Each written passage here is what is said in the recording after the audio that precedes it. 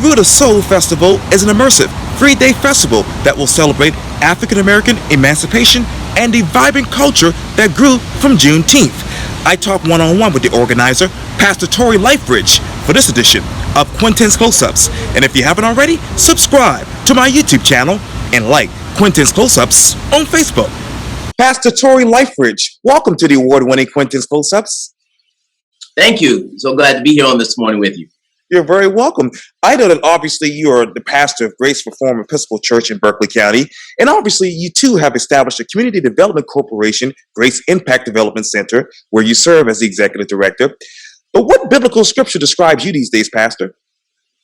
Honestly, man, that's a great question. I truly feel I feel the weight of many of the prophetic voices in the Old Testament, where the prophetic was really embodying the word or the message that God had for God's people. And so, during this time, I feel the weight of that embodiment because there's so much need and so much vision that God has given. And so that's what we're working, we're sacrificing, and we're living to be the embodiment of that vision in this community. When did God give you a vision to develop this Root of Soul Festival? Wow. This is something that probably the early last year, we had been, talking about different things and something that seemed really, really big. And then we pushed forward and we were seeking some funding initially, and that didn't go that well. And it was one of those things where we were like, I was ready to say, man, this is not for us. This is not this time. And God was like, no, because there's so much attached to the vision of this festival. It's the history, it's the culture, it's the celebration. But in addition to that, when we look at the landscape around us, we are in dire need of resources in our communities. And so, this also has a chance for us to develop an economic engine that pours right back into our communities. And so that is what God has laid on our hearts and what He has put before us. And that's what we kept pushing towards. And now we are here. Let me ask you a simplistic question. How do you push forward the resources that the community needs right now? How do you say that again? I'm sorry. Yeah, how do you push forward what resources the community needs right now?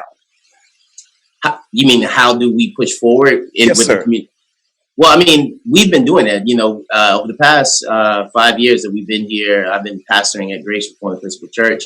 We truly believe in whatever it is that God puts before us. And so as a church, we poured into this community and still are.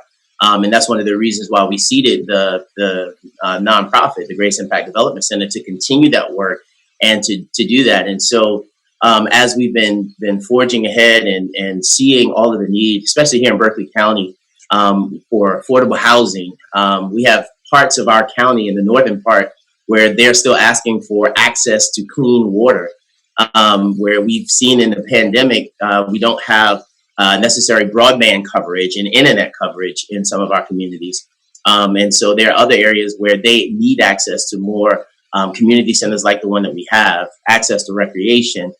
So there's so much need, and the only way that we can get to that is to do the work that we're doing on the ground, but also to think about other ways to seek additional resources. Grants are the go-to that people always say, but it's not always as easy to access grants. And so that's one of the reasons why we're pushing to figure out other ways to develop resources for the community work that's needed.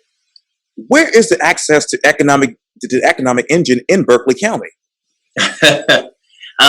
Good question. There is, when we talk about an economic engine, are you asking as it pertains to the festival or just in general?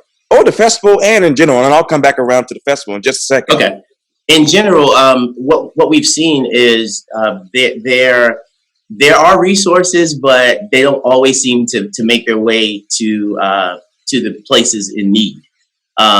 Sometimes when you look at whether it's at the county level, or if you look at how funding goes at the county level, or the priorities that are set at the county level, they don't always reflect the needs on the ground. And case in point would be Berkeley County is the largest county in the state of South Carolina by landmass. and there are no homeless shelters, no homeless shelter beds in Berkeley County.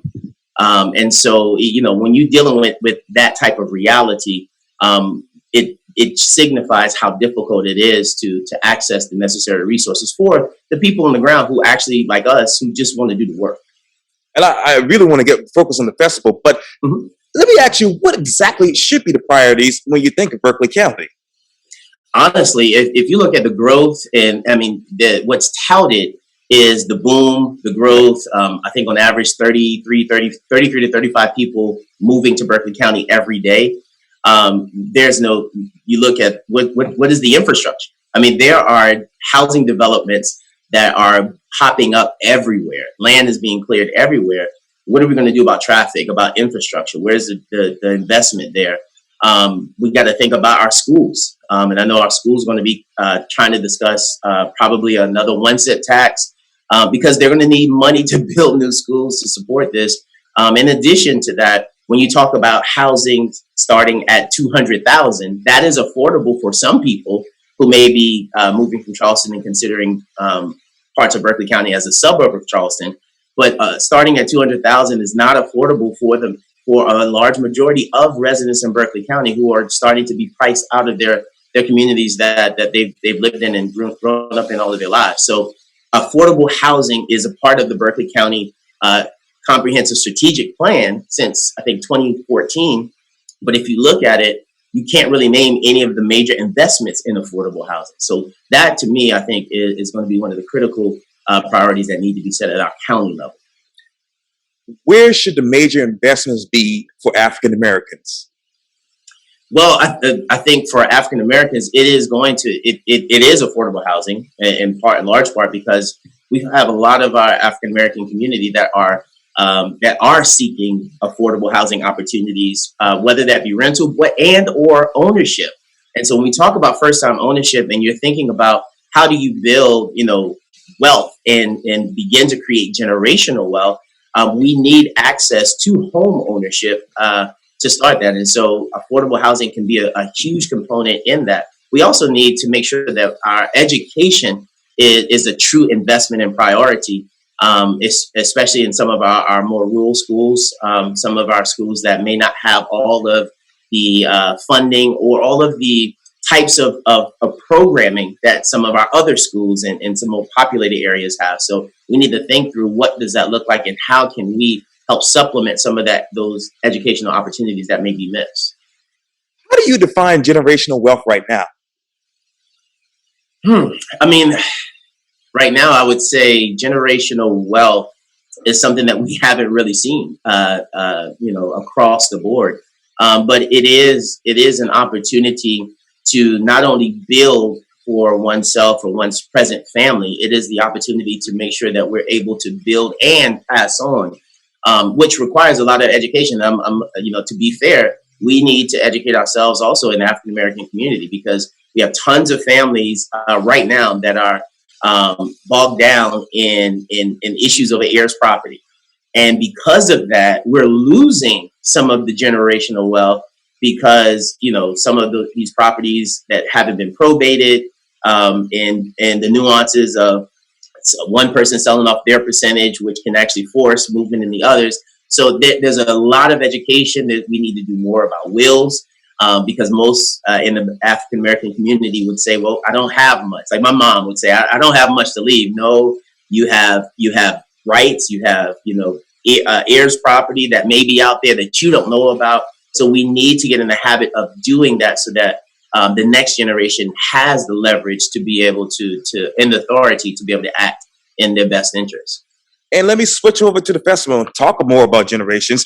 Obviously, the Roots of Soul is a June 19th festival, which will happen later this year. And this is a fun, unifying festival, which will educate, uplift, and reaffirm pride in African-American attendees, while allowing its host, obviously, Grace Impact Development Center, to create an economic engine to fund local nonprofits and initiatives, empowering the Berkeley County and greater community of Charleston. What are those nonprofits and initiatives that you're focused on now? Well, right now we are focused.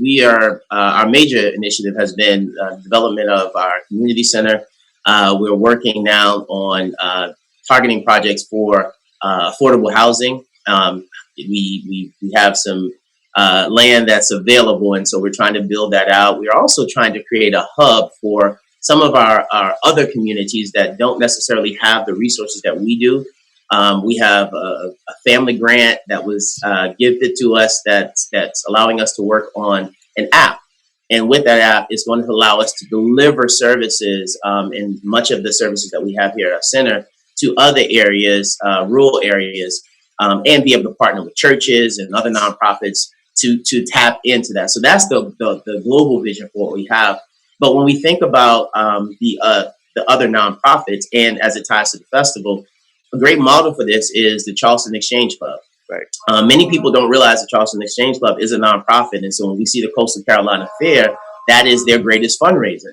And they are able from that fair to give $500,000 to $800,000 a year back to local nonprofits. And so when you think about that model for us, the economic engine that we're talking about is this festival. While we celebrate the holiday, celebrate the pride, celebrate the cultural history and the special place that Charleston is, we will also be able to create that economic engine. And our vision is to create a hub where smaller nonprofits will have access to a CPA, a grant writer, business coaches, because oftentimes the greatest assets we have are people who are right there in the local community, and they have great ideas and great passion, but they'll always say, well, I'm sure I can find a grant for this. And then they get disillusioned when they realize it's not that easy because they might not be set up the right way. They don't have access to the track record. So it will give us a chance to help empower smaller nonprofits and help them build their capacity to serve in their own communities. The Root of Soul, obviously, like I mentioned, is going to be a June 19th festival coming up this summer, which will be a groundbreaking and generational event for the Charleston metropolitan area and beyond. Let me just, this might be a complicated question, Pastor, but what is the root of the soul right now? I would say, well, honestly, when that name we were developing, the genesis for that name is when we think about how Charleston served as the port of entry for the majority of enslaved people brought into this country. And we think about the soul that African Americans are, we bring and how we live in our culture and, everything from food to fashion to the way we worship. It's the soul. And so when we're talking about how special Charleston is, we're saying that the root of the soul that we are is right here in Charleston. And so that's when the genesis for the Root of Soul, J19th Fest, to be able to capture that feeling. We want that feeling and that pride and that celebration, the essence of the soul of Charleston and the African American community here to be felt by all communities and all cultures in the festival. Now, the festival is open to all cultures, but will specifically target the national African American community and seek to galvanize the rising awareness, popularity, and pride in celebrating the Juneteenth holiday. What more should we be made aware of when it comes in regards to June 19th? Well, I think Juneteenth, and as we've been developing this, I've been learning myself, because Juneteenth, it comes from Galveston, Texas, when, the Emancipation Proclamation in 1863, but then they didn't hear about it and understand it or receive it until 2 years later in 1865, June 19th. And so that's what we're celebrating. But in the course of planning this, I'm learning that that type of Juneteenth event for Charleston actually took place in February.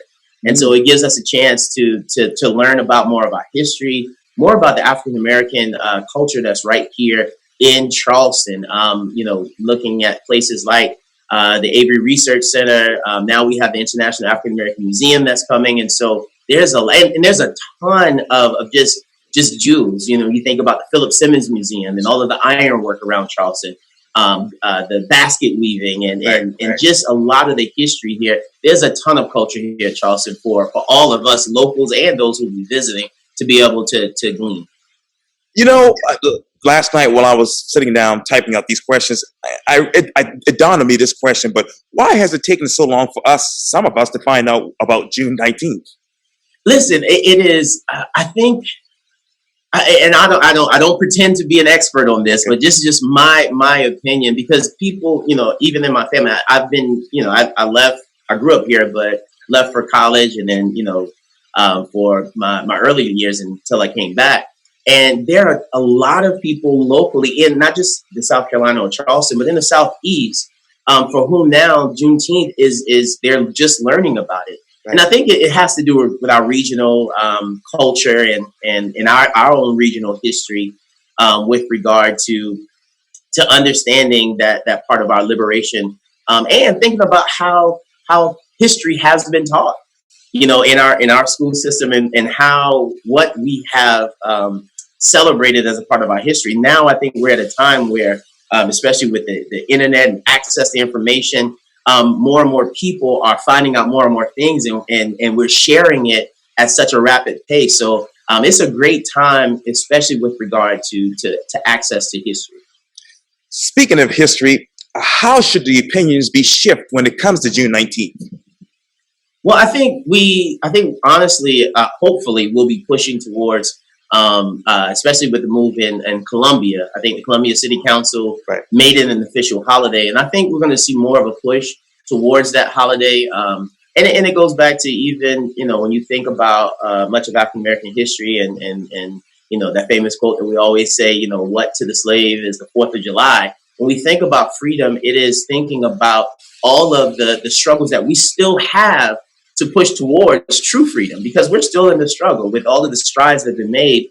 There's still a lot of ways when we look at, whether it's local politics, whether we look at, many of the injustices that still take place, when we look at the discrepancies in terms of hiring processes, and who do you see representing us in different places in our municipalities. There's a lot of fights that we still have to make. And so I think the rising awareness and education about, June 19th, I think it just serves as that marker that reminds us that, there is a lot for us to have pride in, but there's still a lot of work for us left to do. What do you have pride in right now? For me, oh man, I have pride in so much in terms of my personal stories in history. And that's what I hope will come out of this. We're trying to think of some other creative ways to capture stories. When I think about, my grandparents, and I think about my great-grandparents, and I think about the way in which my family, when I was a kid, I got tired of hearing the same stories every year at the family reunion, and not realizing how much that tapped into the oral history or oral storytelling of our people and our culture. And so now, as an adult, I look back and I relish that. And so the pride that I have is in the hope that we have as a people. The fact that we have overcome so much, it gives me hope and pride in the fact that I know we will continue to overcome and continue our best to unify and serve our communities as best we can. How do we gain a sense of humility? Man, that's if we can answer that, I think you and I, man, we might retire. I think we have to continue to see examples of what true humility looks like. For me as a pastor, I try my best. I follow in the teachings and the ministry and example of Jesus. And when we think about true humility, is having access to power and knowing when not to use it. I think that's one of the greatest examples. And so when we act in that way and we learn what it is, how do you take all of your gifts, the best that you are, and how do you serve humanity with that? How do you serve, your fellow neighbors and friends with that? I think that when we see examples of that, and that's what this Juneteenth is about. We think about all the festivities that will take place. We're excited about the outdoor party on Friday, the national artist that's coming, panel discussions. We're excited about all of this. But at the end of the day, it is knowing that this effort that will be a massive communal effort is going to pour right back into empowering the lives of those in our community. And that, for me, is a great example of what humility is all about. And earlier, obviously, we talked about a lot of us not knowing about June 19th until now. But now that we know about June 19th, and this might be a redundant question, what should we do now? Oh man, I think we like we have done over the course of our history. And I don't speak as an expert. I'm not a historian, but just the parts that I know, I think we own it. We own it. We embrace it. We celebrate it, and we use it as a springboard into much more of our culture. And how do we introduce our children and the younger generation into another sense of pride in ourselves. There's so much in this world, especially as we've been dealing with this past year and a half. As an African American, especially African American men, so many things that will tear you down or distort who you are. And I think what we need to do at every turn, everywhere we can, is create those spaces where our blackness is affirmed. You know what I mean? And we can learn to take pride in that and continue to grow stronger in that. And so that's what I believe we need to do with this holiday, like we're trying to do with this festival, create that space that, for years to come, it will be known as that space where so many people can come and feel that sense of joy and collective pride and unity and celebration of our African American history and culture.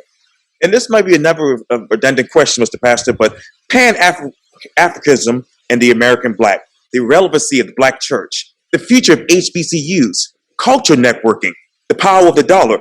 What should we be reflecting on when it comes to those issues?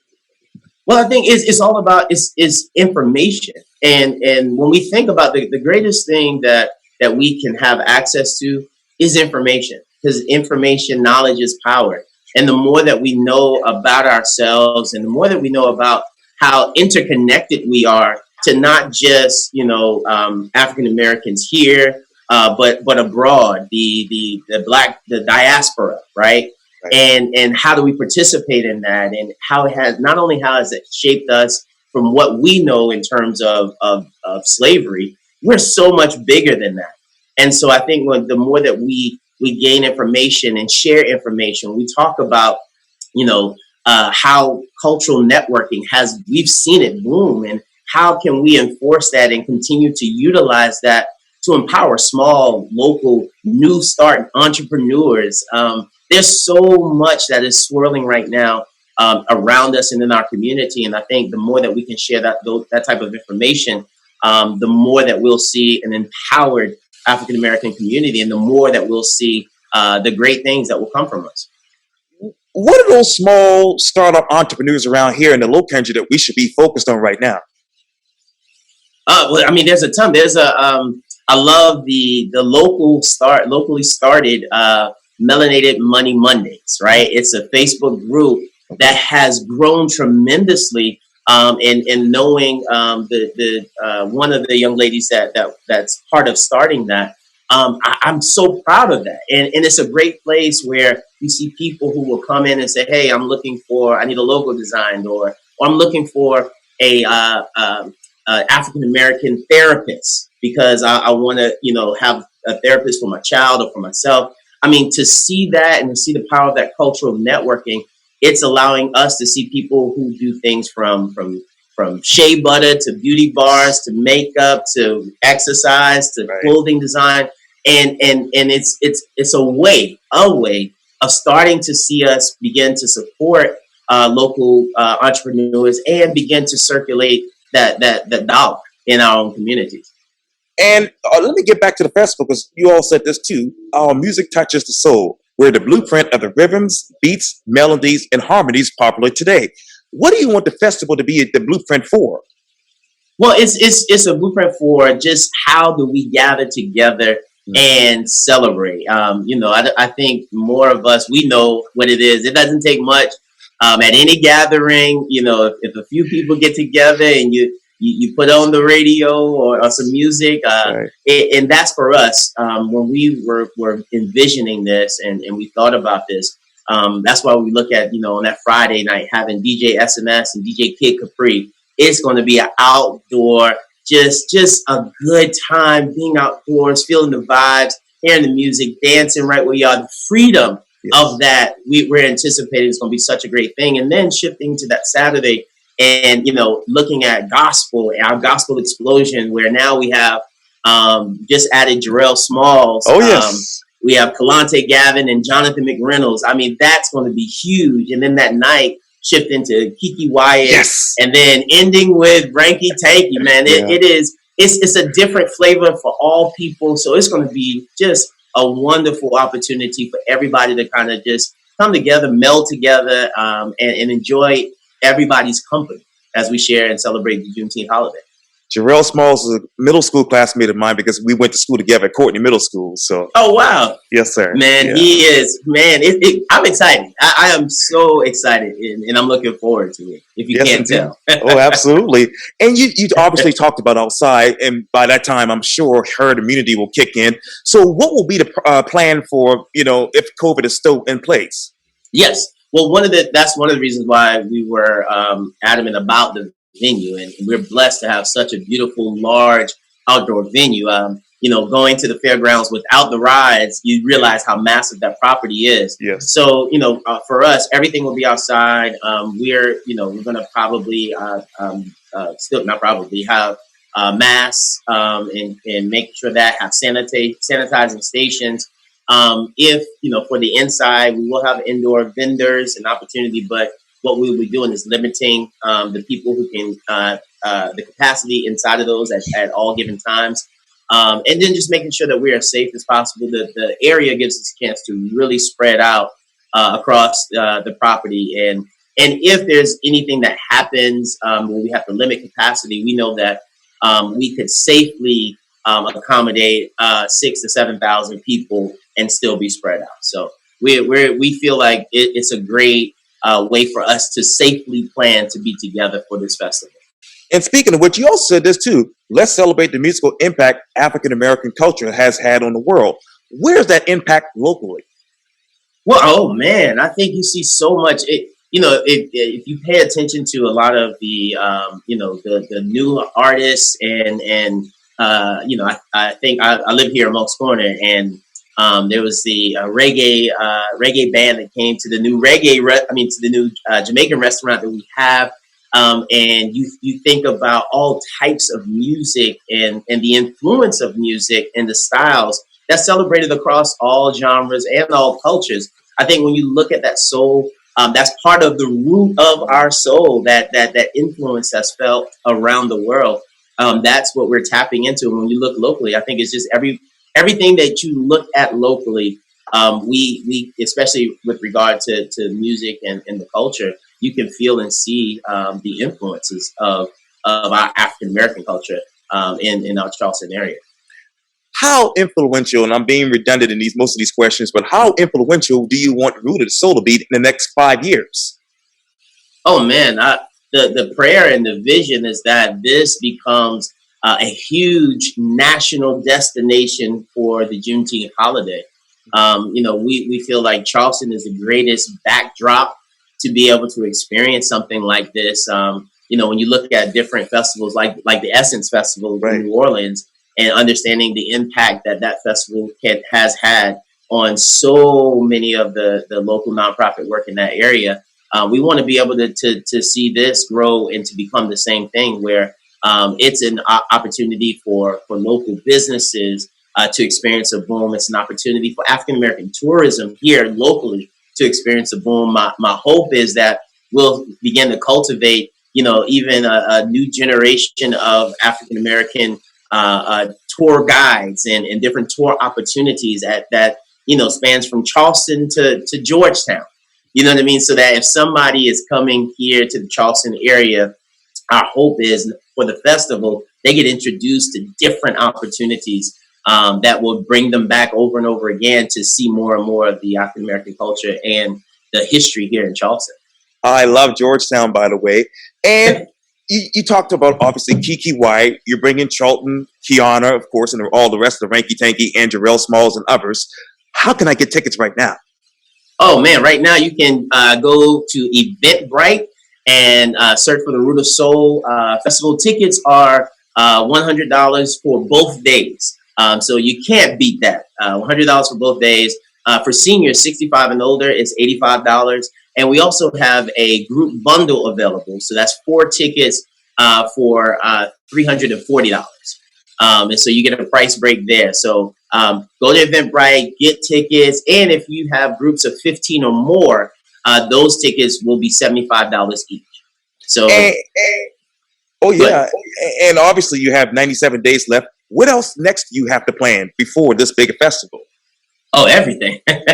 This festival, it is we're solidifying panelists for our panel discussions. We're excited. We're working with UNCF and with for our virtual HBCU college tour, and so we're showing up all of our participating colleges.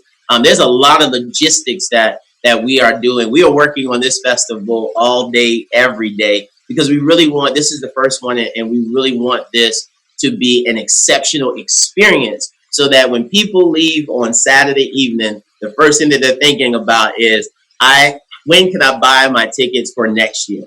That's the feel that we want to leave in people's soul as they experience this festival. So there's a ton of work that we'll be doing between now and the festival. But we're excited that the heavy lifting of making sure that we secured our artists for the experience and our location, that has been done. And so we're excited about that. And how do we keep along with you all from now until then? Please go. You can follow us on Facebook and Instagram. You can look at Root of Soul or J19th Fest. We keep updating our website, rootofsoul.com. You can go there. You'll be hearing about us on the radio. So please connect with us. Follow us on social media. We're excited. We get different updates. We're excited. We have Courtney the poet who will be hosting a poetry slam. And so as we get updates, we'll be updating you all with what will all be taking place during the festival. So please follow us and go get your tickets. Share it with others. Tell family members to get their tickets, because we have a really good chance to do something really special in this area for a long time to come that will allow us to keep building our local communities here in the greater Charleston area. So we're excited about participating in something like this. Pastor Tory Liferidge, thank you so much for your time. And again, welcome to the award-winning Quintin's Close-Ups. Thank you, Mr. Washington. I appreciate your time and this opportunity today. God bless you, man. Likewise. Thank you.